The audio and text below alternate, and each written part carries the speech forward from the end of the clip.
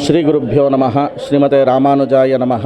ಶ್ರೀ ಲಕ್ಷ್ಮೀ ವೆಂಕಟೇಶ್ವರ ಸ್ವಾಮಿ ಸನ್ನಿಧಿ ಮತ್ತಿಕೆರೆ ಮತ್ತು ಬೆಂಗಳೂರಲ್ಲಿರ್ತಕ್ಕಂಥ ಗ್ರಾಮ. ಈ ಒಂದು ವಿಶೇಷವಾಗಿರ್ತಕ್ಕಂಥ ಪೂಜೆ ಪುನಸ್ಕಾರಗಳೆಲ್ಲವೂ ಕೂಡ ಬೆಳಗ್ಗೆಯಿಂದ ನೆರವೇರಿದೆ. ನಿನ್ನೆ ಸಂಜೆಯಿಂದ ಅಂದರೆ ನೈಟ್ 12 ಗಂಟೆ ರಾತ್ರಿಯಲ್ಲಿ ಅಂದರೆ ಬೆಳಗಿನ ಜಾವ ಅಂದರೆ 2 ಗಂಟೆಗೆ ವಿಶೇಷವಾಗಿ ಅಭಿಷೇಕ ಎಲ್ಲವೂ ಕೂಡ ಪಂಚಾಮೃತ ಅಭಿಷೇಕ ಮತ್ತು ಪುಷ್ಪಾಲಂಕಾರ, ವಿಶೇಷವಾಗಿರ್ತಕ್ಕಂಥ ಪುಷ್ಪಾಲಂಕಾರಗಳೆಲ್ಲವೂ ಕೂಡ ನೆರವೇರಿದೆ.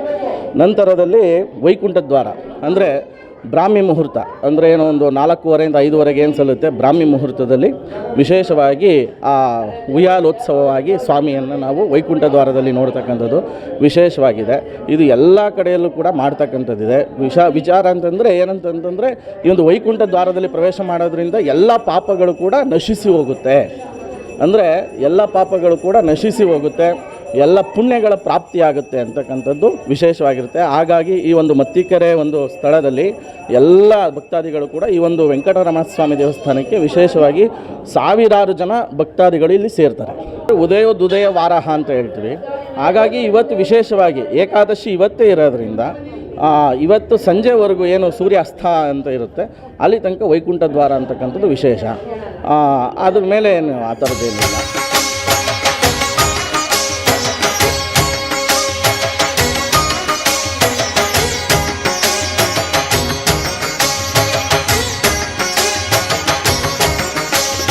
ಶೇಷಾದ್ರಿವಾಸ ಶ್ರೀ ತಿರುಮಲೇಶ, ಶೇಷಾದ್ರಿವಾಸ ಶ್ರೀ ತಿರುಮಲೇಶ, ಭಕ್ತ ಜನ ಮಂದಾರ ಹೇ ಶ್ರೀನಿವಾಸ.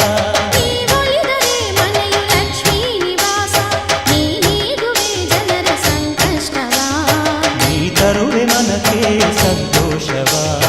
ಕಾರುಣ್ಯ ನಿಧಿಯೇ ಶ್ರೀ ವೆಂಕಟೇಶ, ಶೇಷಾದ್ರಿವಾಸ ಶ್ರೀ ತಿರುಮಲೇಶ, ಶೇಷಾದ್ರಿವಾಸ ಶ್ರೀ ತಿರುಮಲೇಶ.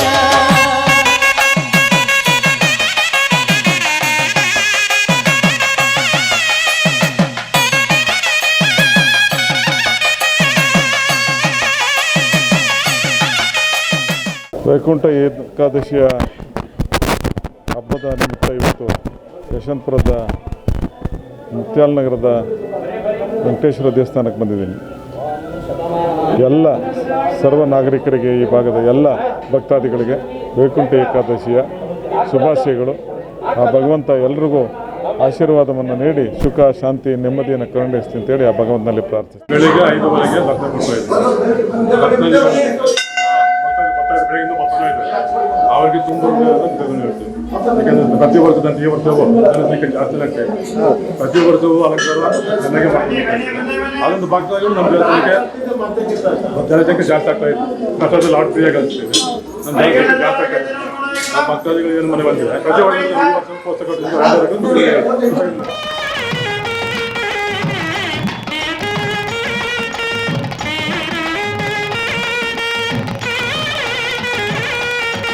ಅಖಿಲಾಂಡ ಕೋಟಿ ಬ್ರಹ್ಮಾಂಡ ಪಾಲ,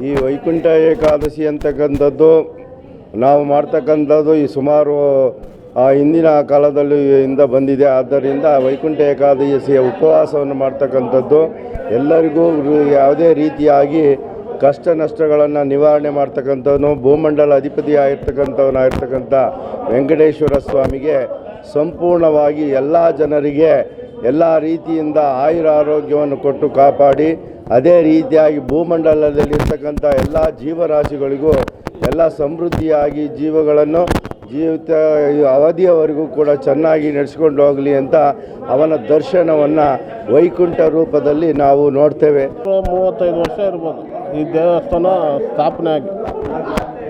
ಆಮೇಲೆ ನಾವು ಬಂಡಪ್ಪ ನಗರದಲ್ಲಿ ಗುಡ್ಸ್ಲಲ್ಲಿ ಇತ್ತು ದೇವಸ್ಥಾನ. ಅಲ್ಲಿಂದ ಮತ್ತೆ ನಾವು ಇಲ್ಲಿಗೆ 88ರಲ್ಲಿ ಕಟ್ಟಡ ಎಲ್ಲ ನಿರ್ಮಾಣ ಮಾಡಿ ಗೋಪುರ ಎಲ್ಲ ಮಾಡಿ ಪುರೋಹಿತರನ್ನ ನೇಮಿಸಿ ಒಂದು ಸ್ಥಾಪನೆ ಅಂತ ಈ ದೇವಸ್ಥಾನ ಎಲ್ಲರೂ ಗುರುತಿಸಂಗೆ ಮಾಡಿದ್ದೀವಿ.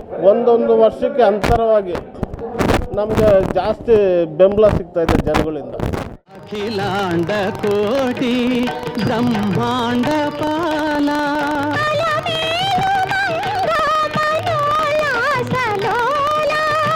ಎಲ್ಲರಿಗೂ ಕೂಡ ಒಳ್ಳೆಯದಾಗಲಿ.